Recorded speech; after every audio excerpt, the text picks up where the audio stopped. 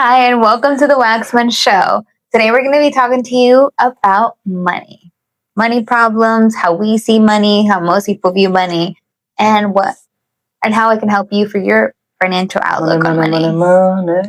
So, today, babe, let me ask you some questions about money. All right. Hit me. When did you first start learning about money? I started learning about money at a very young age. I started learning about money from my dad. My dad started teaching me about money. He would bring home cash from his restaurant, and we would count money on the dining room table, on the coffee table in our den, in our living room. When we watched the Sixers back in the day, it was like Allen Iverson in like 2000, 2001. I was like 5, 6 years old. And we would stack it all into ones, fives, tens, 20s, 50s, and 100s. And I had to organize them all by denomination and facing all the same way. And then he would tell me that he has to pay this out, pay this out, pay this out. And I would save and I would put it away. Mm-hmm. And he would teach me to count cash really fast, which we don't really count cash that much, but that's where I started learning. And then throughout the years, he would always teach me more about how to manage money, what to do with money, and taught me a little bit about QuickBooks when I was growing up. Yeah. Accounting software, stuff like that. So what do you think most people have or view money as? Like, what do most of society see money as? I mean, most people believe that money is what you get in exchange for your work. But really, money is an exchange of your value. And if you don't have much money, it's because you don't bring much value to the marketplace. And Jim Rohn says this really well. It doesn't mean that you're not a valuable husband or wife or boyfriend or girlfriend or son or daughter or whatever. It just means you're not that valuable to the marketplace. What you're doing is not that valuable. So if you're not making that much money, it's because you're not bringing that much value. And so if you want to increase your money, increase your value. And you create value by looking at what the world needs. I mean, supply and demand is the easiest way to think about value, is like, what do people want? And how can you give it to them better, cheaper, or more effectively than they have it already? Right. Yeah. What did you learn about money? I learned really that money isn't everything. However, money does buy your happiness, or not buy your happiness, buys your trips, buys the shoes, buys the purse that I want, buys me time. And I learned that you can easily get money and easily spend it. I didn't really learn how to manage money. Growing up in a Hispanic household, they would make the money. We didn't live in a poor house. We got all the toys we wanted, which I'm grateful for. But we never really learn how to manage money, how to keep it, how to earn it, how to multiply it. And I didn't really get a real job until I was 21. And then I learned how to make money fast, because in the restaurant business, you get money on tips and you can easily make it again the next day. So I was easily spending it up until 28. So like all my entire life. Wow. I didn't know how to manage money, how to keep it. No one teaches you. That just seems like something that's hard to start learning, right? When investing or give your money to a financial advisor. But yeah, I didn't really learn. I just thought money was not everything. And I didn't really have that great of a positive outlook on money. Understood. Yeah, I mean, I was very conscious of money my whole life. I didn't really learn the skills of money until a few years ago. But I learned how to be money conscious. My dad made me carry around a transaction register when I was a kid, which means he made me take, it's like a, you don't know what that is? No. It's like a little thing. It looks like a checkbook. And my dad made me carry this transaction register and write down everything. It's basically just says like item, description, and then debit or credit. Like, are you adding money or taking money away from your bank account? And so every time I spent money, I had to put it in there. Every time I made money, I put it in there. Like in my file cabinet at home, if you look, I have a folder. I'll show you one day. I literally have a folder of all my transaction registers, and they probably go back to like 2005. Like when I was like 10 years old, my dad, even if I was like getting a gumball for 25 cents, my dad made me put it in the transaction register and track every dollar. Yeah, or whatever you know what I'm talking about. But like that was the concept. And then when my parents got divorced, I was always searching around their house looking for money. Like I used to take so much money. I say so much money. I would take all of the change around my house and I would put it in my piggy bank. And I just wanted money. I wanted to have money so bad because my parents fought about money and I felt like everybody fought about money. And so if I could have money, then I would never fight about money. And I'll tell you that it seems like running a business with people that are focused on money, the more money people have, the less bitching and complaining that they do. Really? That's a good way to look at it. It's Nice. true. I mean, even today we had our leadership meeting and I asked the leaders in our office, what helps bring us together? And they said, when everyone is making money, it's great culture. You got to help people make more money. Right. Yeah, I agree. And when did you start learning about how to really make money? About how to create income. My dad is really good at earning income. My dad knows how to make money. My dad's really good at going out there, marketing, making a stamp in society, going out there. Then Jeffrey Combs is good at being able to create value. So I really learned how to like work hard and how to go market local marketing from my dad. When I was in Vima, I learned network marketing. I was in a network marketing company in high school, and I learned how to like be obsessed about what I was doing because I was super obsessed about Vima. I used to like literally go to the principal's office running sales meetings in the hallway. And then I learned how to market and how to build a team and how to duplicate and how to train, but everybody was driven. So like I have a challenge as a leader. One of my laws of the lid is that if somebody's not like driven and doesn't want to be successful, I am learning how to coach those people. And so when we were in Vima, everybody wanted to make money. Everybody was up late. Everybody was up early. Like we all woke up early, worked our butts off, went to high school and college, and then worked all night. And so I learned a lot about that and personal development from Vima. And then Jeffrey Combs taught me how to create more value in the concept of being able to how to command a room, how to lead a room, how to communicate, how to coach, how to talk, how to be able to create value by giving your all. And then as I got older, I'd say Jim Rohn taught me more about value. Grant Cardone is really what expanded my mind when it came to money. But in the rooms that we live in, and like in our rooms being young, successful business owners, whatever you want to call us, or just young people, like you can be you can be the one that thinks the biggest in the room or has the most personal development in the room, but that just means you're in the wrong room. And so every time we go into the room of Cardone's people, that's how I know we think too small. We got to think bigger. We got to do more, and we got to really maximize the multiplication of the money. Yeah. I mean, that's really what it comes down to for me is like every time money is just like a tool of what you can get to the next level with. Yeah, I agree. Cool. What changed for you in the last couple of years in regards to money? What changed for me in the last couple of years has been really just surrounding ourselves with the right people, being in the right rooms where people are also thinking bigger, and really having the right mentors around you so that you can constantly be learning and feeding your brain with the right concepts of how people think about money, including books, podcasts, listening to podcasts in the car, or when you're walking your dog or just taking a walk through the day, always like feeding your brain constant things, positive things about money, also speaking positively to yourself, like you're attracting money every day. Like we say to ourselves, money flows to me easily and effortlessly.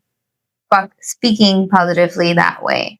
But that's what's changed for me recently in the recent years. Cool. Yeah, I mean, I literally used to walk down the street in North Philadelphia, and I like thought sometimes I was gonna get shot or mugged or something. And I was like in the hood, walking down the street with a hoodie on in the cold, saying "money flows to me easily and effortlessly" out loud, because thoughts don't have as much power as words. So I used to just walk around and say "money flows to me easily and effortlessly." Money flows to me easily and effortlessly. And I would go look for the change on the ground as a sign for the fact that there was money flowing easily and effortlessly. Yeah. And it just started coming. I've never had too much of a challenge with creating income, and I just didn't know how to keep it and multiply it until we got into the insurance business. And then I would say infinite banking taught me how to keep it, and Grant Cardone taught me how to multiply it.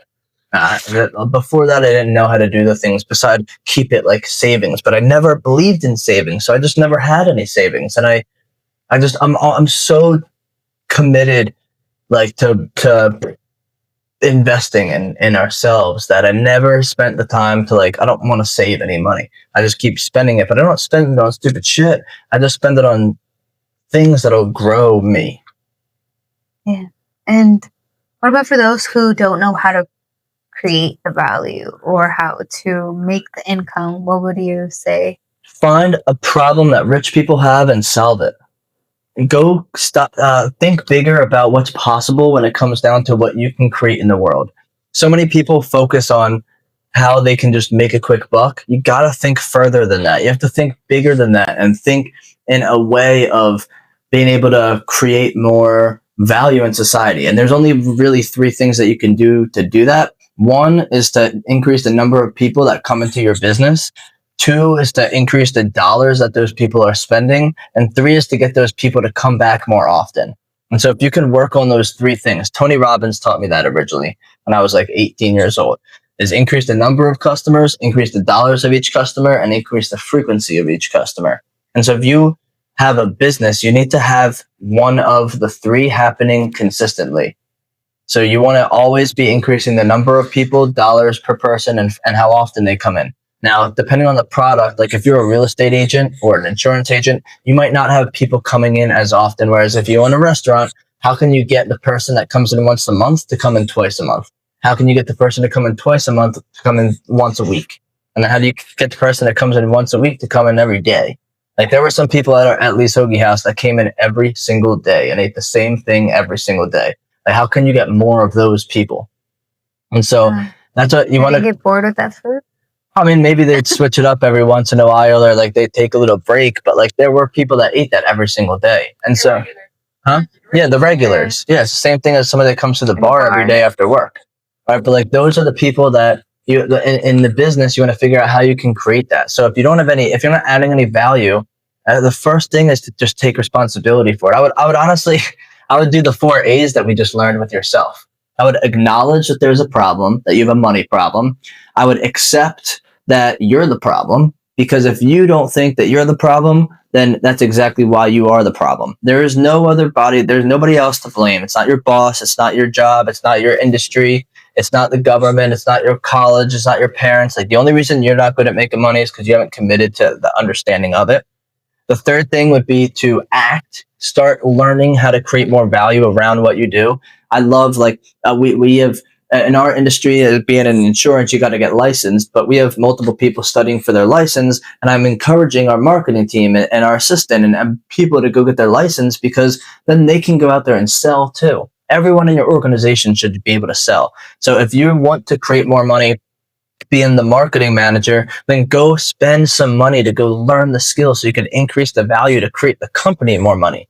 Like Jim Rohn always says, why would a company pay you $1 million to speak? Well, you must become that valuable. And then the fourth thing after acting is to attack with speed. Is to attack with speed and be able to actually put that plan into implementation so you can create the reality that you're seeking. What's one money habit you practice every day that makes a huge difference over time? I check my bank account every single day. That's my money habit. First thing I do when I wake up is I check my bank account. Like if I don't have money flowing in, I start fiending for extra dollars. I start making sure that I have something to go create that day. So many people wait 2 weeks to get their paycheck and they don't create money today. And if you have a job, you can still go create money. I bet you if you went to your boss or you went to the leader of your company and you said, I want to do this thing to make you more money, and if I create more money for you today, will you give me a little piece of that? Somebody would be stupid for saying no to that. Mm-hmm. So for me, it's checking my bank account to know what's going on with my money, so I always remain money conscious. Yeah, for me, I would say it's about learning something about money every day, whether it's something that you read or reading online, something, what is that money website or anything? Investopedia? Something like that, right? Reading, listening to podcasts about money or how to continue building your financial freedom, creating wealth and stuff like that. Okay. And so what does financial freedom actually look like for you?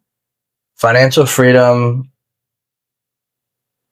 to me, financial freedom, I don't like the term. I know this is contrarian to what most people is.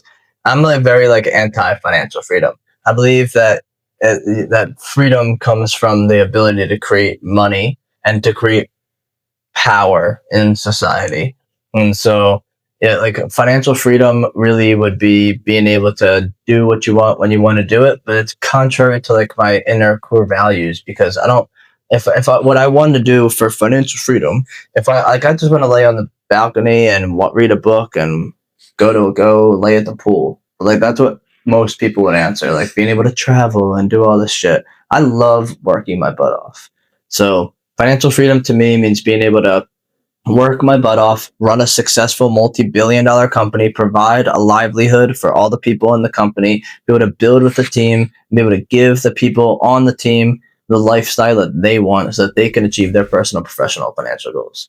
How about yourself? So for me, it means being able to do whatever I want whenever I want and give back to people whenever I do want. Like I always see this homeless lady by where we live, and I always think about I can't wait to just like give her like $100 or $1,000 to make her day. And the reason why her is because I always see her reading the Bible. So why haven't you yet? Because I haven't got to that point. I don't have 1,000. I want to have it cash. What about just $100? Well, I don't have cash yet. When I get the cash, I'm gonna go give it to her. So, Okay. but that's what I think about. And then also being able to give back to charities, create a charity fund where maybe we're giving back to kids who want to learn about education and money and things like that. And also giving back to our team, being able to incentivize them. Like, hey, whoever hits this target this month, you get an extra 10 grand or something. But I know we'll get there in the future. Cool. Yeah, I mean, as far as money and incentives work, I know we kind of differ on this a lot. Is like you always want to incentivize people to do stuff, and I just expect people to do stuff, which like I don't, and I think it just comes down to like being a business owner, and like I don't know, I never had any my incentive is success. Now, a lot of people need to be incentivized or like pushed a little harder to do it. Or like the carrot, dangling the carrot kind of thing. I mean, why do you feel that people need additional stuff beside the very nature of actually being the inner appreciation and joy and satisfaction of achieving that which you set out for? Why do you think that's not enough for some people? It's not that it's not enough. It just helps to have a little extra reward for knowing what you can accomplish. It's not really about the carrot on the analogy because in the book, Trust and Inspire, he actually says that method is a bad method to go about and not incentivize people that way because it's not going to work. It's only going to work for a short term and then back to it. So I believe it's more about inspiring them like, wow, you actually get rewarded. The efforts are being recognized. They see what I'm doing. The hard work is actually paying off. It doesn't have to be necessarily like money wise. It's just about giving the appreciation. Like, wow, this is what I get. I get appreciated. I get noticed. I get recognized. Stuff like that. That's how I personally, I would want to work harder. Okay. Not necessarily by just dangling money in front of me. Yeah, I mean, it's definitely a lid for me as a leader, incentivizing people, because like I'm not really a recognition. I'm learning how to recognize people. I'm not driven based on it. So, but then at the same time, I am like what I'm driven by is being like the one that makes it. Like I want to be the one that changes the education system, the one that changes the insurance industry. I get driven off of being the person that creates that for other people. So like the money is just a byproduct of being able to achieve the goals a little faster is like the way that I look at it. Why from an outside looking in, knowing me, knowing how I am in and out of the office, what are some reasons that you think create that difference, and why other people aren't driven don't have the same belief about money like that? Like the way that you do? Not necessarily the way that I do, because that's not really about me. How let me flip the question the other way. How can people change their mindset around money so that money can be a driving factor in them achieving their goals without it being about the money, but about the accomplishment of it? I think when somebody gets to taste, like once you make, let's say, the first policy, the first big client, and you make 10 grand from this one client, and you're like, holy whatever, I just made all that money from this one client. This is what my efforts put into it. And some people have to work several hours to make this kind of money. But when you see that first check deposit in your bank account, you're like, I just made this from giving value to this client, providing financial knowledge to them, and then actually seeing what you're capable of. That's more of like, okay, this is what I can do, and then maybe they can get motivated to do more. Okay, so But how does that explain inconsistency? somebody can be like, all right, just make 10 grand. I can relax for the next couple of days Why does or that the next happen? couple of weeks. Like, what's the mindset shift? Why do people think that instead of like, oh, I can make 10 grand this week, I can make 10 grand again next week? Okay, so honestly, I think it's because people forgot about dreams being real or possible. Because a lot of us growing up, we're told to dream big when we're little. But when we get older, we stop believing in our dreams. We stop believing that things can be possible, and they can be possible. So I think it's reminding people that your dreams can become a reality if you just keep doing this. And they're so close right there. Like for me, a dream was, what was a dream? I don't know. Sure, living in Miami and finding my husband. But like my mentors before, all of their dreams became a reality just because they kept dreaming, they kept pushing, they kept working. So even having them as an example was like, okay, they really will help you believe that dreams are possible just by putting in that work. So people forget to dream big, and they forget that it's close, it's not that far. What did they do? This is another thing. I never really had that growing up. All of the people that I modeled and emulated were people I didn't actually know. Like, you were very close to them. What did they do to enroll their team in their vision and make them a part of it? Because it's not like they gave out money bonuses to people. They had you drive their Ferrari one time, right? They brought you over their house. What are some things that leaders can do to enroll people in their vision so that they don't feel so guilty about it? I think leaders can always continue working on their leadership. It's not something that you get to because of a title or a position or because you're the owner or you're the CEO or you're the manager. That's not where it ends. You have to continuously learn about leadership to be able to inspire others to want to follow you. And showing them that you're the example. Like really, I did so much and believed in them because they would push me, but help me believe in myself more than anybody else. And on top of that, like they were the prime example of what can happen when you work really hard. And that's what did it for me. And it's just like the way that they never, like, Rodolfo never stopped reading. He was always reading about leadership. They were obsessed with Maxwell. Yeah. And it showed in the way that they coached and the way that they spoke and the way that they led. Like, it was just them being the example in leadership. I mean, I know we've gone back and forth. Like some months we're like, do we show our check? Some months do we not? Both of us were driven by leaders that showed that they were making multiple six figures a month. And that is what originally attracted us to them, right? So, but when you start making money and there's this guilt associated with it, because I know that we've both been through it a little bit. It's like when you start making a lot of money, and which a lot of money is all relative, when you start making six figures a month plus in your pocket net, then you start being able to realize that like other people have the challenges. How did they show their money without flaunting it? Before I answer that, I know that 30 minutes. Yeah, the camera's not. Oh, okay. How far are we right now?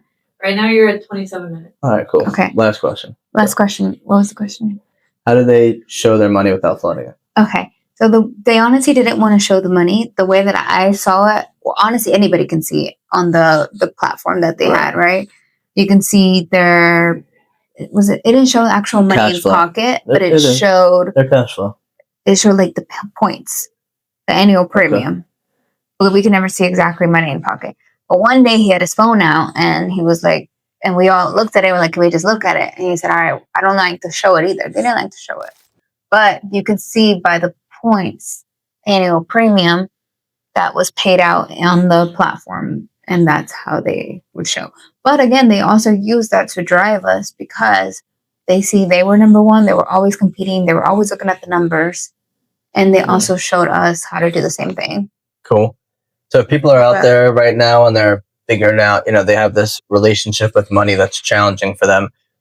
what can they do to start that journey? I would say reach out to people that you know have done what you want to do. We both say that. Or that you don't know yet, and you can Or you don't know yet, yeah. But also, like, just going deep into reading books and listening to podcasts and just being serious about money, because the knowledge is out there. You just have to be willing to ask for it. What about you, babe? How much time do we have? What's your answer? Okay. What's your answer to that? Make a commitment to actually learn money. It is the most important thing that you can learn, is understanding money.